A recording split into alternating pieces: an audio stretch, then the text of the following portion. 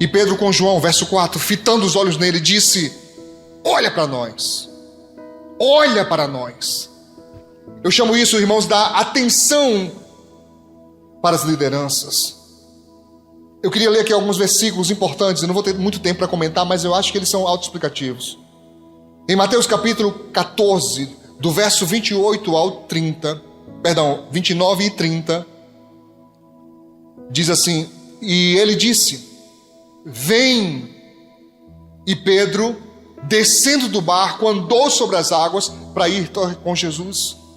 Então, enquanto Pedro estava fitando em Jesus, como dizem os pregadores, Jesus era o seu recurso, era dele que vinha a força, era dele que vinha a coragem.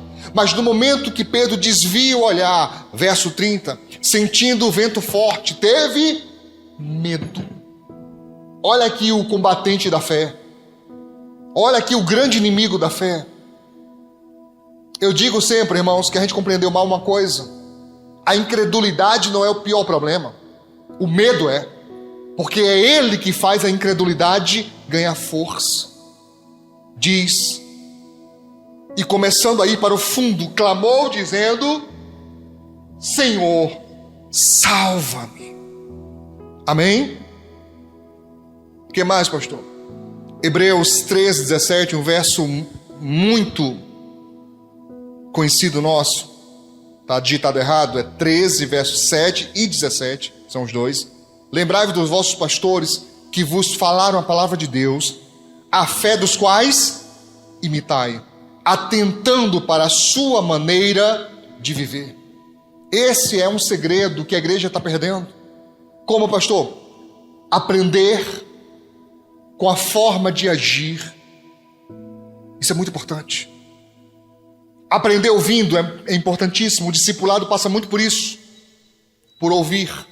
Mas como agora estou estudando Libras, eu entendi que nem todo mundo vai conseguir ouvir. Então muita coisa vai ter que ser visual. E nós que conseguimos ouvir, como se processa essa questão do visual? Observar o procedimento. Observar como agir. Isso traz muita experiência, e às vezes é uma experiência que muita gente descarta, desperdiça até. Porque não consegue parar para observar. Fica muito ligado ao que está ouvindo. Observa a reação. Observe as atitudes. Amém? Diz o verso 17: obedecei a vossos pastores e sujeitai-vos a eles. Já expliquei isso em mensagem. Você obedece aquilo que você concorda, irmãos. O que você concorda, você faz com naturalidade. Mas só que no relacionamento de discipulado, você nem sempre vai concordar. E quando você não concorda, entra a segunda parte do versículo: sujeitai-vos. A sujeição ou submissão é uma decisão de atender, mesmo que você não concorde. E pense num ponto de onde muitos crentes não avançam, principalmente dessa nova geração. Principalmente, irmãos, você pode dar o melhor conselho, o mais estruturado, o mais embasado, que tem pessoas que, mesmo sabendo que é verdade, tomarão atitudes outras. Não se submetem.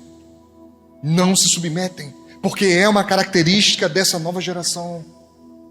A Bíblia chama de dura cerviz. Eu sou do sertão, lá a gente chama de cangote grosso.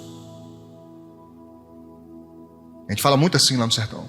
Fulano endureceu o cangote, ou seja, não obedece mais.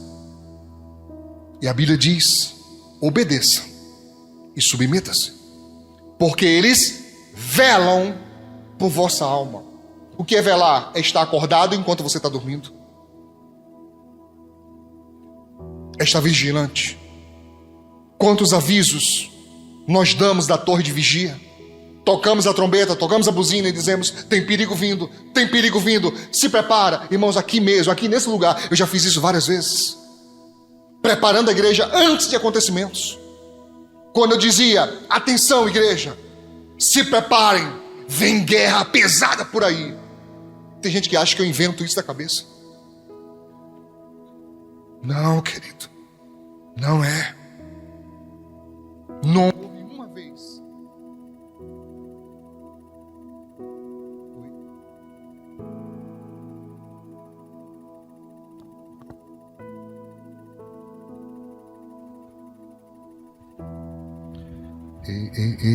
Som. Oi. Chegou aí? De novo. Não houve uma vez em que o Espírito Santo me incomodasse e eu dissesse: igreja, se prepara, tem guerra espiritual. Para pouco tempo depois ela não acontecer. Não houve uma vez. É só você conversar com os mais antigos aqui. Sempre que eu aviso, vem. Mas por quê? Não é porque minha visão é melhor do que todo mundo, não, irmãos. É a posição onde estou. Ela exige isso. Está acordado, vigilante. Amém? E ele diz mais: porque velam, né, estão acordados, como aqueles que hão de dar conta delas. Eu já ensinei isso aqui a muitos obreiros, aqui na Paraíba, no Ceará. Muitos pastores que eu treinei, muitos evangelistas que eu treinei, muitos obreiros que eu treinei, eu sempre dizia isso. Aqui é um lugar muito difícil de estar. Ele é muito sedutor. Ele é muito visado. Porque parece que essa impressão de autoridade é um objetivo de vida. Mas eu já disse isso em outros lugares, vou dizer hoje aqui de novo. Ô irmão, se eu pudesse, se eu tivesse a escolha de dizer assim: Senhor, ou se ele dissesse para mim: Ricardo, deu a sua cota, bateu, agora você pode sentar e você agora vai ser pastoreado por outro alguém. Ô irmão, como eu ficaria feliz. Sério. Porque não tem coisa mais preciosa do que ser cuidado. É muito bom. É muito bom. Aqui, qualquer ação minha, qualquer atitude minha, será registrada para prestação de contas. E você não sabe como isso é difícil. Quando eu treinava os obreiros, principalmente lá em Fortaleza, que eu treinava os obreiros para serem evangelistas, depois evangelistas para ser pastores, e eu dizia para eles: vocês só vão saber como é quando vocês estiverem liderando uma igreja. Quando vocês tiverem que dar conta de uma alma. Quando você olhar para alguém assim que vem aqui na garganta de você dizer assim, ó. Aí você lembrar: mas se eu disser vai se desviar. Se eu disser pode se perder. Aí você faz assim, ó.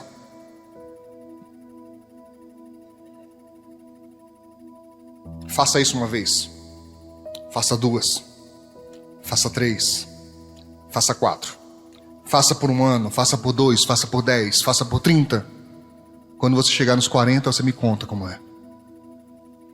Não é fácil. Dá uma olhadinha para seus irmãos aí. Olha mesmo. E pense: será que essa pessoa já deu trabalho para o pastor? Olha e pense: será? Será que essa pessoa já foi aconselhada pelo pastor e fez uma coisa totalmente diferente? E depois que se deu mal, que tudo deu por água abarrada: pastor, não estou sofrendo. Você não sabe como é difícil, irmão. Você não sabe quantas vezes dá vontade de dizer assim: homem. Mas você não pode. Porque é como se tivesse um letreiro assim na nossa frente: hão de dar conta delas. Difícil. Por isso a Bíblia diz: para que façam com alegria e não gemendo. Agora olha para minha cara. Eu estou pastoreando vocês com alegria ou gemendo?